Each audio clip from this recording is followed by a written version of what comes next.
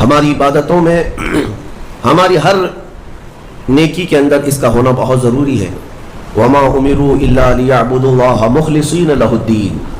اللہ فرماتا ہے لوگوں کو حکم نہیں دیا گیا مگر یہ کہ وہ اللہ کی عبادت کریں تو خالص اسی کے لیے، خالص اس کے لیے کہ کسی اور کو شریک نہ کریں. حتیٰ کہ اگر آپ نماز پڑھ رہے ہیں اور آپ کو دل میں یہ احساس ہونے لگے کہ اتنے لوگ مجھے دیکھ رہے ہیں تو میں سیدھا ہو جاؤں نماز پڑھنے کے لیے، تو اگر لوگوں کے دکھاوے یا ریاکاری کی نیت آئی تو اس کو شرک خفی کہا گیا ہے. یہ چھوٹا شرک ہے، چھپا ہوا شرک ہے، عام گناہ کی بات نہیں، شرک کی بات کر رہا ہوں. کیونکہ خالص اللہ تعالیٰ کے لیے جو عبادت ہونی تھی اس میں تم نے دوسروں کو بھی شریک کر لیا ہے. دوسروں کی رضا، دوسروں کے خیال، دوسروں کی مرضی، یہ ایک ایسا مرض ہے جس نے ہمیں پکڑ رکھا ہے. آج لوگ کیا بولیں گے، لوگ کیا کہیں گے، اسی مرض میں پوری زندگی گزر جاتی ہے. ڈھنگ کے طریقے اپنا نہیں پاتا ہمارا نوجوان صرف اسی بات پر کہ لوگ کیا بولیں گے. ٹوپی پہننے میں شرم آتی ہے کہ لوگ کیا بولیں گے، داڑھی رکھنے میں شرم آتی ہے لوگ کیا بولیں گے. لوگ کچھ نہیں بولیں گے، جب تم مرو گے تو صرف انا للہ بولیں گے اور کچھ نہیں. انا للہ و انا الیہ راجعون، اس کے علاوہ کیا کہیں گے آپ کے مرنے کے وقت. میرے عزیزو، لوگوں کے احوال اور ان کے کوائف الگ الگ ہیں. تم اگر لوگوں کے لیے جیتے رہو گے تو کبھی قرار و سکون نہیں آ سکتا.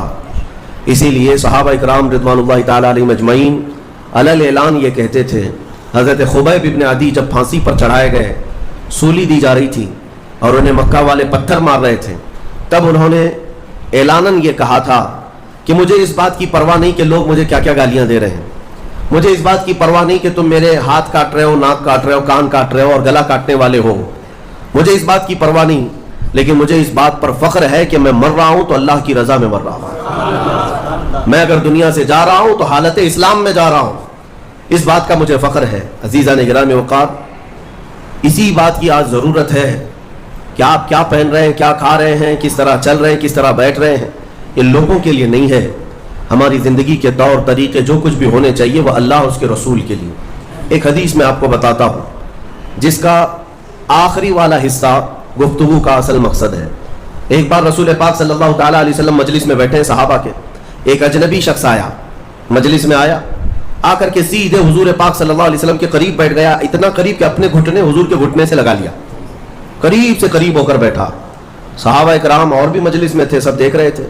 اور وہ اجنبی جو شخص آیا تھا اس کو کوئی بھی پہچانتا نہیں تھا. اس نے آتے ہی سوالات کرنا شروع کیا. سب سے پہلے اس نے پوچھا مل ایمان، ایمان کسے کہتے ہیں؟ رسول پاک صلی اللہ تعالیٰ علیہ وسلم نے جواب دیا، اس بات کا اقرار کرو کہ اللہ تبارک و تعالیٰ کے سوا کوئی معبود نہیں، محمد صلی اللہ تعالیٰ علیہ وسلم اللہ کے رسول ہیں. فرشتوں پر اور اللہ کی کتابوں پر، رسولوں پر، تقدیر پر، قیامت کے دن پر اور مرنے کے بعد دوبارہ زندہ ہونے پر یقین رکھنا. اس اجنبی شخص نے پوچھا مل اسلام، پھر اسلام کیا ہے؟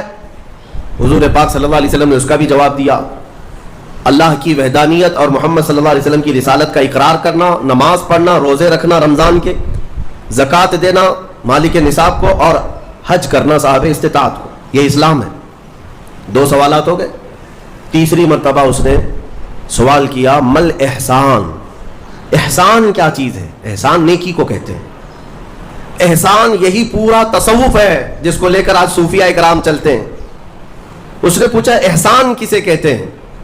اب جواب میں میرے آقا صلی اللہ علیہ وسلم نے 2 جملے ارشاد فرمائے، وہ ہماری پوری زندگی کو گھیرے ہوئے ہیں.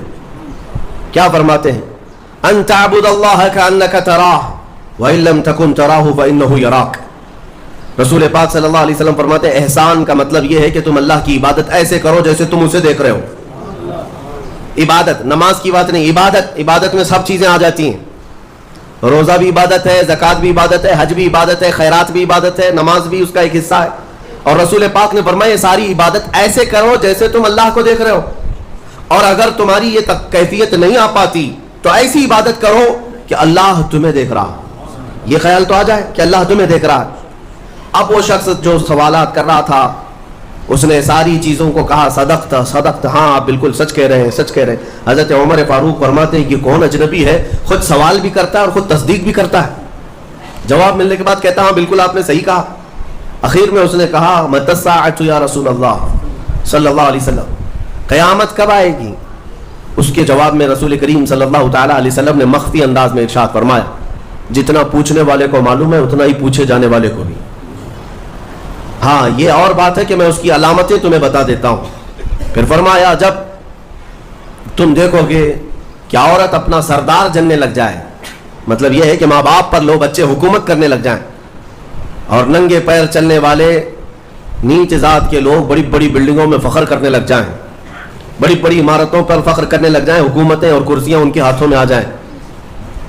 اور پھر جب تم دیکھو کہ گانے باجے کی کثرت ہو جائے, یہ دوسری احادیث کا مفہوم بھی اس میں آپ کے ساتھ رکھ رہا ہوں, زنا عام ہو جائے, تب تم انتظار کرو کہ قیامت بہت قریب آ چکی. میرے عزیزو, حضرت عمر فاروق رضی اللہ تعالیٰ عنہ فرماتے ہم سب سن رہے تھے اور وہ اجنبی آیا اور سوالات کیا اور چلا گیا. حضرت عمر کہتے ہیں میں فوراً مجلس سے اٹھ کر باہر گیا کہ اس کو پکڑ کر کے پوچھوں کہ اتنے اہم سوالات کہاں سے لایا تھا, لیکن رسول پاک صلی اللہ علیہ وسلم نے مجھے بلایا, ادھر آؤ عمر, وہ کوئی مسافر نہیں تھا, وہ جبرائیل امین تھے جو تمہارا دین سکھانے آئے. اتاکم جبرائیل یعلمکم دینکم, وہ تمہارا دین سکھانے تمہیں آئے تھے. بہرحال یہ حدیث جبرائیل اس کو کہتے ہیں. اس میں جو لفظ آیا ہے کہ تم اللہ کی عبادت ایسے کرو جیسے تم اسے دیکھ رہے ہو, یہ ہماری پوری زندگی کا حصہ ہونا چاہیے, پوری زندگی کا حصہ. اسی لیے میرے آقا صلی اللہ تعالیٰ علیہ وسلم سے سوال کیا گیا تھا, صحابہ نے پوچھا دنیا کی طاقتور چیزوں میں بڑی طاقت والی چیز کون سی ہے؟ ترتیب وار حضور اکرم صلی اللہ تعالیٰ علیہ وسلم نے ارشاد فرمایا لوہا ہے. لوہا بہت مضبوط چیز ہے. صحابی نے پوچھا کیا اس سے بھی زیادہ طاقتور کوئی چیز ہے؟ کہا ہاں اس سے بھی زیادہ اگر طاقت آگ میں ہے, کیونکہ آگ لوہے کو پگھلا دیتی ہے. پوچھنے والے نے کہا کیا آگ سے بھی زیادہ طاقت کسی میں ہے؟ حضور نے فرمایا ہاں پانی میں ہے, پانی آگ کو بھی بجھا دیتا ہے. پانی کی طاقت بہت زیادہ ہے, سونامی پانی ہی سے تو آتا ہے. اور اس کے بعد پھر پوچھنے والے نے کہا کیا پانی سے بھی زیادہ طاقت کسی کی ہے؟ آپ صلی اللہ علیہ وسلم نے فرمایا ہاں دنیا میں سب سے زیادہ طاقت ہوا کے اندر ہے. وہ پانی ہو کہ لوہا ہو کہ آگ ہو, سب کو ہوا اڑا لے جاتی ہے. اور ہوائیں جب جوش میں آئیں یا جلال میں آئیں تو بڑے بڑے پہاڑ بھی کھسک سکتے ہیں. ہواؤں کی طاقت کا اندازہ تم نہیں لگا سکتے. گھروں کی چھتیں اکھاڑ لیں گی اور لوگوں کو تہس نہس کر دیں گی ہوائیں اگر جلال میں آئیں. تو پھر پوچھنے والے نے پوچھا کیا اس سے بھی زیادہ طاقت کسی کے اندر ہے؟ حضور پاک صلی اللہ علیہ وسلم نے فرمایا ہاں ایک چیز میں ہے اور اس سے زیادہ پھر کسی کی چیز میں نہیں. پوچھا وہ کیا ہے؟ میرے آقا صلی اللہ علیہ وسلم فرماتے ہیں اس ہاتھ میں ہوا سے زیادہ طاقت ہے جو اللہ کی راہ میں عطا کیا تو دوسرے ہاتھ کو خبر نہ ہو. یہ اخلاص والا ہاتھ, اخلاص والا ہاتھ کہ اسے خود خبر نہ ہوئی ہو کہ اس نے اللہ کی راہ میں دیا ہے تو کتنا دیا, کیسے دیا. میرے عزیزو یہ اس کو اخلاص کہتے ہیں. یہ خالص اللہ کے لیے دیا, خالص اللہ کے لیے دیا, اس کی طاقت بہت زیادہ ہے. اب آپ کو میں وہ نکتہ بھی سمجھا دوں. اولیاء اکرام کی کرامتیں سنتے رہتے ہیں, میاں وہ کیا کھا کر کے اتنی طاقت بنائے تھے. غوث پاک رضی اللہ تعالیٰ عنہ بغداد میں بیٹھے ہوں اور دریا میں اگر سیلاب یا طوفان آ جائے اور کشتی بھنور میں پھنسنے لگے تو کئی واقعات ہیں کہ کشتی میں بیٹھے ہوئے مسافروں نے دیکھا کہ غوث پاک تشریف لائے, ان کی کشتی کو سل دیا, سنبھالا. جن کشتیوں میں پھٹن تھی یا پانی آ رہا تھا, یہ طاقت کیسے, یہ تصرف کیسے ان کے پاس حاصل ہوا؟ کوئی کھانا پانی ایسا ہے دنیا میں جس کو کھانے کے بعد اتنی بڑی طاقت مل جاتی ہے؟ میرے عزیزو یہ اولیاء کاملین کے پاس جو بھی طاقت تھی وہ اخلاص کی طاقت تھی. وہ جو عمل کرتے تھے وہ خالص اللہ کے لیے کرتے تھے, خالص اللہ کے لیے, اور وہ اپنے آپ کو تک فنا کر چکے ہوتے اللہ رب العزت کی بارگاہ میں. اسی لیے میرے عزیزو ان طاقتوں کے سامنے دنیا کی کوئی طاقت ٹک نہیں پاتی. اخلاص کی طاقت آج تم کر کے تو دیکھو, اللہ رب العزت کی بارگاہ میں اگر مخلص ہو گئے تو شیطان جو چیلنج کر کے آیا تھا اللہ کی بارگاہ میں, لَأَقْعُدَنَّ لَهُمْ صِرَاطَكَ الْمُسْتَقِيمَ, مولا میں تیرے سیدھے راستے پر بیٹھ جاؤں گا, جو بھی تیرے سیدھے راستے سے گزرے گا میں اس کو بہکاؤں گا. کبھی دائیں جانب سے, کہیں بائیں جانب سے, کبھی آگے سے, کبھی پیچھے سے. قرآن کی آیت میں بتا رہا ہوں آپ کو 8ویں پارے میں اللہ نے فرمایا, شیطان یہ چیلنج کیا اللہ سے قیامت تک تو مجھے مہلت دے دے میں تیرے بندوں کو بہکاؤں گا. اور پھر اللہ تبارک و تعالیٰ سے وہ کہتا ہے کہ ان سب کو سیدھے راستے سے میں ہٹاؤں گا. لیکن شیطان نے اخیر میں ایک جملہ یہ بھی کہا, مولا یہ جتنے بھی سیدھے راستے پر چلیں گے ان کو بہکا تو دوں گا, الا عبادک منہم المخلصین, مگر تیرے وہ بندے جو اخلاص کے ساتھ تیری عبادت کرتے ہیں ان پر میرا داؤ نہیں چل سکے گا, میں انہیں نہیں بہکا سکوں گا. اب اندازہ کرو کہ شیطان جس کے پاس ساری طاقتیں آ جاتی ہیں باطل طریقے سے وقتی طور پر، وہ عاجز آ گیا، تو پھر دنیا کی یہ چھوٹی موٹی طاقتیں تمہارا کیا بگاڑ لیں گی؟ اگر اخلاص تمہارے اندر آ جائے، خلوص کی دولت آ جائے، دنیا میں جو کچھ بھی کر رہے ہو سب دکھاوے کے لیے نہیں ہے. کچھ عبادتیں ایسی ہیں جو تمہارے ساتھ راز رہے تمہارے اور تمہارے پروردگار کے بیچ. ہر بات کی تشہیر کرنا ضروری نہیں ہوتا کہ لوگوں کی مدد آپ نے کیا تو پیپر میں چھاپ دیا، اور آپ کوئی نیکی کر رہے ہیں تو ضروری نہیں ہوتا کہ ہر چیز کی تشہیر کی جائے. ہاں، کچھ چیزوں میں حکمت اور مصلحت ہو سکتی ہے کہ لوگوں کو نیکی کی طرف بلانے کے لیے اعلان کیا گیا ہو، لیکن ہر چیز میں نہیں. عزیزان گرامی وقار، اخلاص جب کسی کے پاس ہو تو ایک اور حدیث میں آپ کو بتا دوں، بندے جو عبادت کرتے ہیں نا یہاں پر دنیا میں بھی، سب کا کچھ نہ کچھ ایک غرض ہے، کچھ نہ کچھ ایک مقصد ہے. آپ نماز کے لیے آئے ہیں یا نیکیاں کر رہے ہیں یا گناہوں سے بچ رہے ہیں تو کوئی تو غرض ہوگی. ہاں، دو میں سے ایک چیز ہوگی، جہنم کا خوف ہوگا، اللہ کے عذابات سے ڈر لگتا ہوگا، اس لیے نماز پڑھ لیتے ہیں، پوری اپنی صحیح کر لیتے ہیں. یا تو پھر جنت کی نعمتوں کا شوق ہوگا کہ جنت میں جانا ہے، صحابہ تابعین اولیاء کاملین کے پڑوس میں رہنا ہے. یا تو شوق ہے یا تو ڈر ہے، اور یہ دونوں چیزیں بندے کو عبادت کرواتی ہیں. قیامت کے دن کے متعلق حدیث میں ملتا ہے، جب بخشے گئے ہوئے لوگ جن کو جنت بھیجا جا رہا ہے، جنتیوں کی بات کر رہا ہوں، عام کی نہیں، تو اس میں 3 کیٹیگری ہوں گی. ایک جماعت وہ ہوگی جن سے اللہ تعالیٰ فرمائے گا کہ اے بندو، تمہارے اوپر آج جنت کھول دی گئی، تم بخش دیے گئے ہو، تم عبادت کرتے تھے دنیا میں، بتاؤ کیوں کرتے تھے؟ وہ بندے کہیں گے کہ مولا تیری جہنم سے بڑا ڈر لگتا تھا، اس کے عذابات کا خوف تھا، اس لیے ہم عبادت کرتے تھے. رب تعالیٰ فرماتا ہے کہ جس چیز سے تم ڈرتے تھے میں نے آج بچا لیا، جاؤ میری جنت میں. ان کو جنت بھیج دیا جائے گا. دوسری ایک جماعت، ان سے رب تبارک و تعالیٰ پوچھے گا تم کیوں عبادت کرتے تھے؟ تم بھی جنت کے مستحق ہو گئے ہو، آج بخشے گئے ہو. وہ لوگ کہیں گے کہ مولا ہمیں تیری جنت کی نعمتیں سننے کے بعد اس قدر شوق تھا کہ ہم وہ نعمتیں حاصل کرنے کے لیے دن رات عبادت کیے، ذکر کیے، تسبیح پڑھے، اور آج کامیاب ہوئے. رب تعالیٰ فرماتا ہے میری جنت کی خواہش کرنا بھی نیکی ہے، جاؤ میں تمہیں جنت دیتا ہوں. وہ بھی جنت میں چلے گئے. تیسری جماعت تھی، ان سے پوچھا جائے گا تم کیوں عبادت کرتے تھے؟ تم بھی آج جنت کے مستحق ہو گئے. وہ کہیں گے کہ مولا ہمیں تیرے جہنم کے عذابات کی بھی پرواہ نہیں، اور نہ ہی تیری جنت کی نعمتوں کی خواہش، بلکہ ہم تو صرف اور صرف تیری رضا کے لیے کرتے تھے، تو راضی ہو جا، ہم جنت و دوزخ کے لیے نہیں. تو رب تبارک و تعالیٰ فرماتا ہے کہ یہ میرے مخلص بندے ہیں، خالص پیور اللہ کے لیے کرتے تھے. رب تعالیٰ فرماتا ہے جاؤ میں تم سے راضی ہو گیا، تم بھی جنت میں. جنت میں جانے کا حکم دے دیا جائے، لیکن فرمایا گیا وہ جماعت رک جائے گی، وہ کہیں گے نہیں ہم جنت میں نہیں جائیں گے. ایسا بھی کوئی ہے، وہ کہیں گے کہ مولا اگر ہم جنت میں جائیں گے تو اندر جو جنتی ہیں وہ ہمیں تانا ماریں گے، تم بھی جنت کے لیے کرتے تھے اور بولے کچھ اور ہو، بدلہ تو تم نے بھی لے لیا عبادتوں کا، ہمیں اپنی عبادتوں کا بدلہ نہیں چاہیے.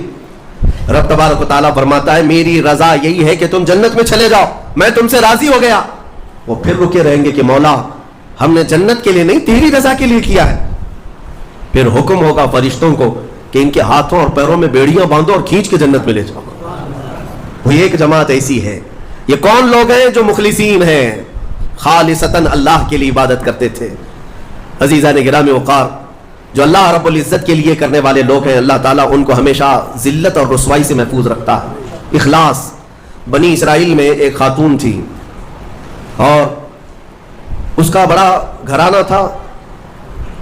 اس کا باپ جو تھا وہ بڑا کنجوس اور بخیل آدمی، بڑے پیسے والا. ایک دن ایسا ہوا کہ یہ جو لڑکی تھی، جوان لڑکی، اس نے باہر ایک فقیر کو دیکھا جو بڑا مجبور تھا، ضرورت مند تھا. اس کو اٹھا کر کے اچھی خاصی دولت اپنے باپ کی دے دی. اور باپ کو پتا چلا تو اتنا غصے میں آیا کہ میں پھوٹی کوڑی نہیں دیتا اور تو اتنی بڑی دولت اٹھا کر دے دی. اور غصے میں اپنی بیٹی کا ہاتھ کاٹ دیا. اس کا ہاتھ کٹ گیا. غصے میں تھا باپ، بخیل تھا، ہاتھ کاٹ دیا.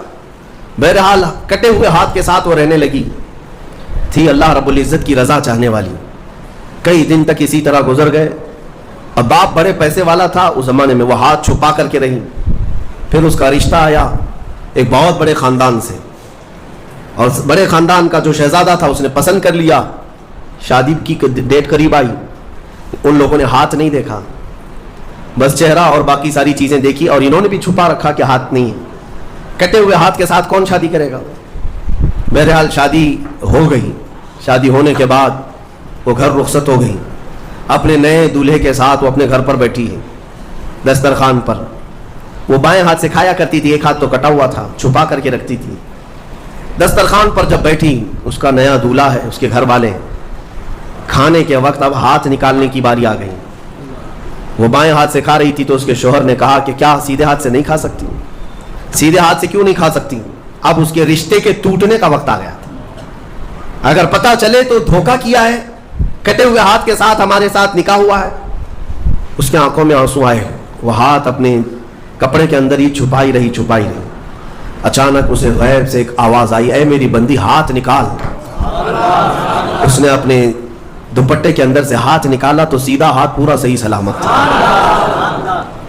پھر وہ زمانہ موسیٰ علیہ السلام کا تھا. ان کی بارگاہ میں حاضری دے کر اس نے اپنا یہ واقعہ سنایا. سیدنا موسیٰ کلیم اللہ فرمانے لگے, مولا نے مجھے یہ وحی دے کر بھیجا اور ارشاد فرمایا کہ اے موسیٰ, ہم اس ہاتھ کو شرمندہ نہیں ہونے دینا چاہتے جو ہاتھ میری بارگاہ میں اخلاص سے اٹھاؤ.